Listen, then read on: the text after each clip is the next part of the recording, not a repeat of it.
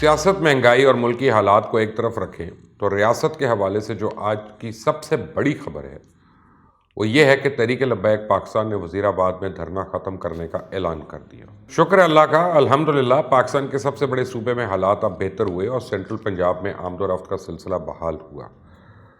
پر بعض لوگ ایویں جلے بنے جا رہے ہیں کہ حکومت نے ضرورت سے زیادہ لچک دکھائی، حکومت ٹی ایل پی کے سامنے سرنگوں ہو گئی، گر گئی۔ پر وافقان حال کے کہنے کے مطابق اس معاہدے میں حکومت اور ٹی ایل پی دونوں نے کھویا بہت کم ہے اور پایا بہت کچھ ہے۔ آج ٹی ایل پی کے پیر سید سرور حسین شاہ نے اعلان کرتے ہوئے کہا کہ وزیر آباد سے اب ہم دھرنا ختم کر کے واپس مسجد رحمت للعالمین جائیں گے۔ جناب سعد رضوی صاحب کی رہائی کے حوالے سے انہوں نے کہا کہ علامہ سعد حسین رضوی صاحب نے کہا کہ مجھے پوری زندگی قید میں رکھ لو لیکن فرانس کا مسئلہ حل کرو۔ ترجمان نے بتایا کہ ٹی ایل پی سے قلعدم ہٹ چکا ہے، فورتھ شیڈیول ختم ہو گیا ہے اور فرانسیسی سفیر کی بے دخلی کے لیے کمیٹی کے قیام پہ کام شروع ہو چکا ہے اور تمام ثبوت ہمارے پاس موجود ہیں۔ انہوں نے کہا اب حکومت کو چاہیے کہ مقررہ مدت میں تحریک لبیک سے کیا گیا باقی معاہدہ بھی مکمل کریں، اور ان کے مطابق مفتی منیب الرحمان نے گارنٹی دی تھی کہ 50% معاملات حل ہو جائیں گے تو دھرنا اٹھا کے واپس مسجد رحمت للعالمین چلے جائیں۔ تحریک لبیک کی مجلس شورا کے اراکین علامہ فاروق الحسن قادری، علامہ غلام غوث بغدادی اور انجینئر حفیظ اللہ علوی نے کارکنوں سے خطاب کے دوران کہا کہ حکومت کے ساتھ معاہدے میں 70% شرائط پہ عمل درآمد ہو گیا اور قائد تحریک لبیک علامہ سعد رضوی کو جلد رہا کر دینے کی حکومتی یقین دہانی بھی کروائی گئی ہے،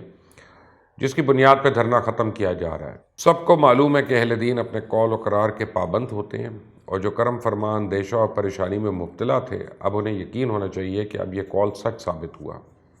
ان کا کہنا تھا کہ اس معاہدے کے نتائج ملک و ملت کے لیے مثبت ہوں گے، صلاح و فلاح اور خیر کا باعث ہوں گے۔ پھر ٹی ایل پی کو ضروری اقدامات کے بعد ایک سیاسی جماعت کے طور پہ جو بحال کیا گیا، اب وہ جو آئندہ انتخاب میں حصہ لے سکے گی، یہ شک ان وزراء اور عہدیداروں کے لیے لمحہ فکر ہونا چاہیے جو ٹی ایل پی کو ایک دہشت گرد گروہ قرار دینے جا رہے تھے اور قوم کو یقین دلانے میں مصروف تھے کہ اس گروہ کو باقی دہشت گرد تنظیموں کی طرح راہ راست پہ لایا جائے گا اور فاٹا کے دہشت گردوں کی طرح ان کا صفایا کر دیا جائے گا۔ یاد رکھنا چاہیے اس تمام معاملے کے دوران حکومت کا ہر وزیر شاہ سے زیادہ شاہ کا وفادار ہونے کا ثبوت دے رہا تھا اور بغیر کسی مشاورت کے اپنی اپنی ڈفلی بجانے کے لیے مصروف تھا، بلکہ ایسا لگ رہا تھا کہ حکومت کا سرکاری ترجمان بھی حکومت سے زیادہ اپنی ذاتی رائے کی ترجمانی کر رہے ہیں۔ ویسے یہ بات بھی چند وزراء اور مشیروں کے لیے باعث فخر نہیں ہو سکتی تھی کہ آخرکار انہیں مذاکرات کے عمل سے علیحدہ ہونا پڑا اور مسئلے کو حل کرنے کے لیے ان کی غیر حاضری کو ضروری سمجھا گیا، یعنی ثابت ہوا کہ وہ حل کا نہیں بلکہ مسئلے کا حصہ تھے۔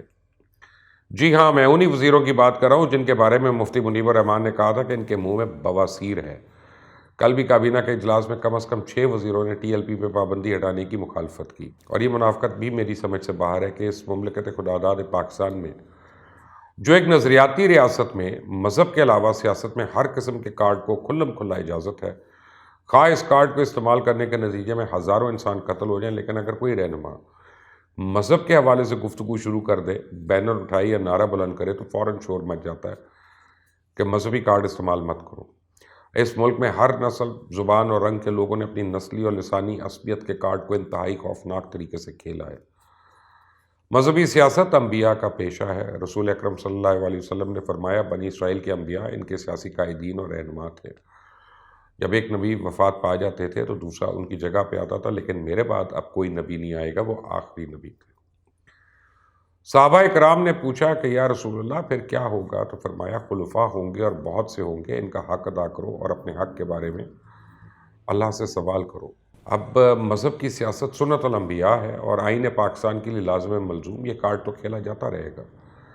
چاہے کسی کو کتنا ہی ناگوار گزرے۔ یاد رکھیں ہر کارڈ کو زوال ہے، لیکن اسلام کے کارڈ نے قیامت تک چلنا ہے انشاءاللہ، اور یہ چلتا رہے گا، اس کو کوئی نہیں روک سکتا۔ پر اس وقت پورے ملک کے لیے یہ امر باعث اطمینان ہے کہ حکومت نے آخرکار اس مسئلے کو پرامن طریقے سے حل کر لیا اور غیر ضروری ضد اور ہٹ درمی سے گریز کیا۔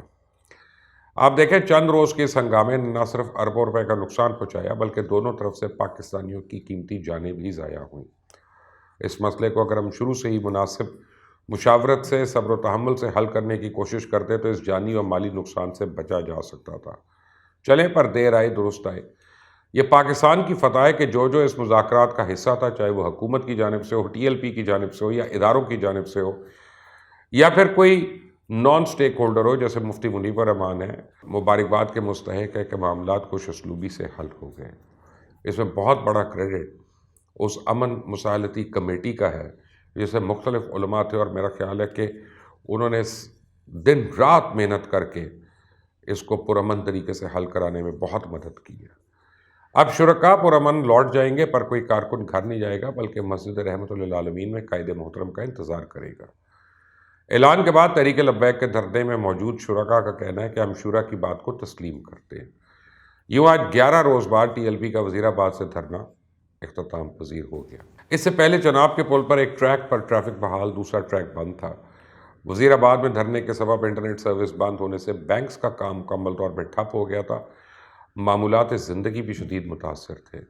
اب دھرنا ختم کرنے کے بعد کمشنر گجرانوالہ نے رکاوٹیں ہٹانے کا حکم دے دیا، جس پہ عمل درآمد کے لیے مشینری بھی پہنچا دی گئی ہے۔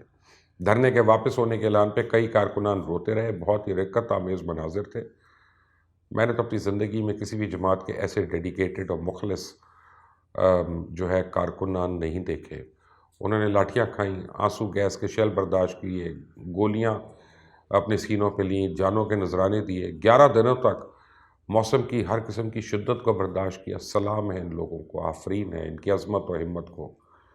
تاہم سٹیج سے کارکنوں کی ڈھارس بندھائی گئی اور کہا گیا کہ یعنی ہمارے درمیان علامہ حافظ سعد حسین رضوی عرس سے پہلے ہمارے درمیان موجود ہوں گے۔ یہ ایک بڑی خبر ہے کیونکہ سعد رضوی صاحب کی رہائی سے ہی یہ معاہدہ مکمل ہوگا۔ علامہ خادم حسین رضوی کا پہلا عرس مبارک 19، 20، 21 کو نومبر کو لاہور مرکز جامعہ مسجد رحمت للعالمین میں ہوگا۔ اور اس سے پہلے آج وفاقی وزارت داخلہ نے تحریک لبیک سے پابندی اٹھانے کا نوٹیفیکیشن جاری کیا۔ اس سے پہلے حکومت پنجاب کی سمری پہ وفاقی کابینہ نے ٹی ایل پی پر سے پابندی ہٹانے کی منظوری دی، اور اس سے پہلے تحریک لبیک پاکستان کے سینکڑوں کارکنوں اور مجلس شورا کے اراکین علامہ فاروق الحسن قادری، علامہ غلام غوث بغداد اور انجینئر حفیظ اللہ علوی کو رہا کر دیا گیا۔ تحریک لبیک پاکستان کی آئین اور قانون پہ مکمل عمل درآمد کی یقین دہانی پہ نام کالعدم ان کی فہرست سے نکال دیا گیا، جبکہ تنظیم پر عائد تمام پابندیاں ختم کر دی گئیں۔ اور دوسری جانب اسی معاملے کو لے کے جہاں آج ایم کیو ایم نے حکومت سے مطالبہ کر دیا کہ ان کے دفاتر کو کھولا جائے، تو اہل سنت والجماعت پاکستان کے صدر علامہ اورنگزیب فاروقی نے حکومت سے کالعدم تنظیم سپاہی صحابہ پاکستان پہ پابندی ہٹانے کا مطالبہ کر دیا۔ ساتھ ہی انہوں نے یہ بھی کہہ دیا کہ اگر حکومت نے سپاہی صحابہ پاکستان سے پابندی نہ اٹھائی تو اہل سنت والجماعت ملک بھر میں احتجاج کرے گی۔ دیکھتے ہیں یہ معاملات کہاں تک جاتے ہیں، پر فی الحال میں یہی جانتا ہوں کہ تحریک لبیک ایک حقیقت ہے، اور جب کہ یہ کھل کر سیاست میں حصہ لے گی تو بڑے بڑے برج ہل جائیں گے، الٹ جائیں گے، گر جائیں گے۔ آپ میری بات سے متفق ہیں تو رائے ضرور دیجیے گا، اگر اختلاف کرتے ہیں تب بھی مجھے گائیڈ کریے گا، رہنمائی کریے گا، لیکن اس چینل کو سبسکرائب کریں، بیل آئیکن کو پریس کریں۔ انٹل نیکسٹ ٹائم، اللہ حافظ۔